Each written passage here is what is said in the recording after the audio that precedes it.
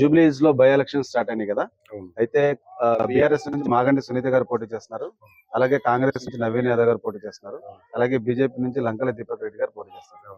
So ఈ మూడు పార్టీల్లో మీకు ఏ పార్టీ అయితే ఇష్టం? అందరూ సభ్యులే, మంచోళ్ళే, ఆ, కాదనిలే. ఆ, సునీతకు కొంత సింపతి ఉంటుంది, ఎందుకంటే భర్త చనిపోయేవాడు, సింపతి ఉంటుంది. ఉమ్, దీపక్ రెడ్డి చాలా మంచి మనిషి, ఉమ్, కానీ వెనక ఉన్న వాళ్ళతో దెబ్బ. ఓకే. సో వాళ్ళ వెనకాల ఉన్న వాళ్ళు వల్ల ఇప్పుడు సునీత వెనకాల ఉన్న వాళ్ళు కూడా దెబ్బనే. ఏమైంది, ఏంటి దెబ్బ అంటే? వాళ్ళు వాడుకుంటారు, డబ్బులు ఇచ్చిండ్రో మరి వాళ్ళు బంగారు ఇస్తారు, మనకైతే మనం తీసుకో. ఇప్పటికి ఓటు హక్కు నాకు వచ్చిన కాడ నుంచి 83 నుంచి నేను ఓటు వేసుకుంటూ వస్తున్నా కాంగ్రెస్ కి. అంటే అప్పట్లో కాంగ్రెస్ మల్లు అనంతరాములు 86లో పార్లమెంట్ సభ్యుడు ఉన్నప్పుడు ఇప్పటికి మాకు ఇల్లు 5 అంటే 2 సార్లు సర్పంచ్, ఒకసారి సర్పంచ్ చేసిన 83 వరకు. 11 రూపాయలు వేతనం నాకు అప్పట్లో. నేను ఎంఎస్ చేసిన అప్పట్లో. అయితే చేసే సంక్షేమ పథకాలు ప్రజల్లోకి రావడం లేదు, ఎందుకంటే లీడర్ల చేతులు పడుతున్నాయి.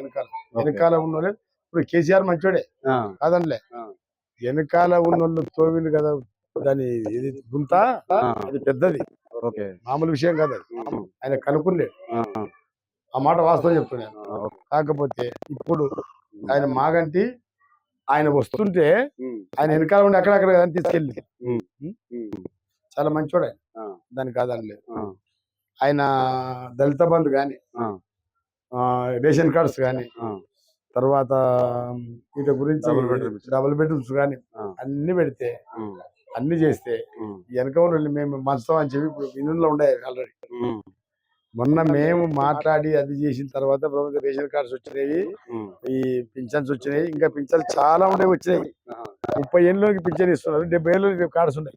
ఎవరు తీయాలి? ఎంఆర్ఓ ఆఫీస్ లా ఎవరు పోవాలి? రెవెన్యూ డిపార్ట్మెంట్ ఎవరు పోవాలి కదా.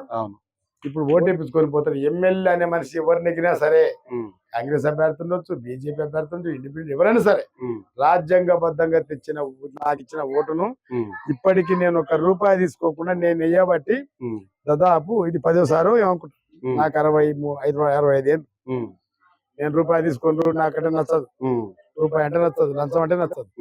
నాకు ఎమ్మెల్యే ఎవరు నెగ్గినా ప్రజలకు అందుబాటులో ఉండాలి. ప్రతి నెల 3 నెలలకు ఒకసారి అన్న వచ్చి బస్తీ కమ్మని సమస్య తెలుసుకున్నప్పుడే ఆ ఎమ్మెల్యే. ఇంత జనం అవసరం లేదు, ఖాళీ జనార్దన్ రెడ్డి గారు. జనార్దన్ రెడ్డి లేకపోతే ఈ సైడ్ 3 ఉండేది కాదు, ఈ హైదరాబాద్ లో కార్మికులకు ఇండ్లు వచ్చేటివి కావు. ఆయన ఏనాడైతే చనిపోయిండో ఆ రోజు హైదరాబాద్ అయిపోయింది. ప్రతి రాష్ట్రం, అన్ని రాష్ట్రాలు ఇక్కడ ఉన్నాయి.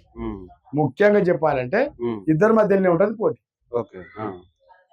ముగ్గురు వచ్చి 3 పోటీలు ఉన్నాయా? లేదు, త్రిముఖ పోటీ ఏముంటదు. లంకల దీపక్ రెడ్డి మంచి వ్యక్తిగతంగా మంచివాడు, కానీ అతని వెనకాల ఉన్న వాళ్ళంతా రేపు బన్నేసుకుని తిరగలేదు. ఒకప్పుడు నా ముందల బనీలు లేనుండు, ఇప్పుడు తెల్ల డ్రెస్ వచ్చింది, కార్లు వచ్చాయి. నేను నా కొడుకు బిఎస్సి ఎస్సిఎస్సి నేను పెడితే వీళ్ళు అందరూ కూడి చూడు నాది ఇదే కదా కొంపలు, నేను అక్కడ పడుకుంటా. నా కొడుకు చదువుకున్న వాళ్ళు, నేను చదువుకున్నాను. అగో నా భార్య గృహిణి, అగో ముసలామడు ఇంకా ఇరిగిపోయింది, ప్రైవేట్ చూపించుకుంటున్నా. ఇప్పుడు నేను రిసీమ్ కింద పెడితే నాకు ఇస్తారు డబ్బులు, నేను 1 రూపాయి తీసుకున్నాను. అయితే ఖచ్చితంగా నవీన్కి అయితే బలాపేతంగా ఉంటుంది. ఎందుకంటే ఇప్పుడు నేను కేపీ సంఘ నాయకుని, అంబేద్కర్ సంఘ నాయకుని, నా మద్దతు మొత్తం ఉంటది. ఆయన రేపు ఏదైనా అయింది అనుకో, మిస్ అయింది అనుకో, మళ్ళీసారి వచ్చేసారి ఉపసంహరించుకోవచ్చు. మా డిమాండ్స్ మొత్తం ఖచ్చితంగా చేయాల్సిందే. చేయకపోతే మాత్రం ఇంట్లో పోయి మేము గుంజుకొస్తాం.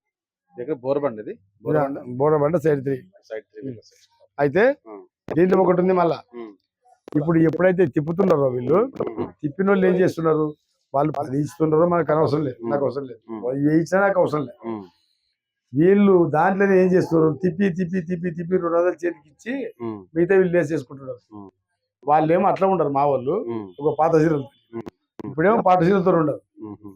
దాదాపు ఈ సంతోష్ నగర్ ఎప్పుడు వచ్చింది, చటర్జీ కమిషనర్ 86లా, అప్పటి నుంచి మొదలుకుంటే 95 వరకు పోరాటం చేసి నిన్న collector Banwallal collector, Chatterjee commissioner, RK Ramulu RDO SC candidate, Subrahmanyam వచ్చిన తర్వాత రేవంత్ రెడ్డి సారీ మన ఎవరు టీడీపీ పరిపాలన, మన చంద్రబాబు నాయుడు ముఖ్యమంత్రి ఉన్నప్పుడు సిఎల్పి నేతగా ఉండి ఆయన ఆర్థిక శాఖ మంత్రి కార్మిక శాఖ మంత్రిగా ఆయన చేయకపోతే ఇక్కడ ఇండ్లే లేవు, వాళ్ళకి తెలివే లేదు. ఒట్టి అడవి కరెంట్ అంటే పిలిస్తే వచ్చే మనిషి ఆయన. అటువంటి ఆయన కొడుకు ఉండొచ్చు, ఆయన కూడా ఇలా పడ్డాడు. ఆయన కూడా ఉండవు, ఆయన వ్యక్తిగతం, అది ఆయన ఇష్టం. మా వాళ్ళు కూడా నేను కులానికి వ్యతిరేకం, కులం లేదు, అంత సమానత్వం. నేనైతే అంబేద్కర్ సిద్ధాంతం అది. ఎందుకంటే అంటే నేను ఓటు వేయడం కాదు, అది ఇష్టం. నేను ఉంది కదా, ఇప్పుడు మన సిపిఎం పార్టీ ఉంది కదా, అయితే నేను కుల విశేష కాబట్టి దాంట్లో సభ్యుని కదా, కార్మిక నాయకుని కదా. వాళ్ళు తీసుకున్నప్పుడు నేను వాళ్ళకి చెప్పినట్టు వినాల్సిందే. వాళ్ళు పై పెద్దలు మీరు తీసుకున్నప్పుడు వాళ్ళ మాట కోరుకోవాల్సిందే. మళ్ళీ మొన్న నా 4 సార్లు అటాక్ అయితే వాళ్ళు వచ్చి కలిసి కానీ వీళ్ళ తను పోయి మొర పెట్టుకున్నా కాలే. ఇది ఇద్దరి మధ్యనే ఉంటది. ఇప్పుడు ఈయన కాకపోతే ఆమె అదృష్టవశాత్తు సింపతి నెగ్గితే నెగ్గొచ్చు కూడా, ఓడిపోతే ఓడి.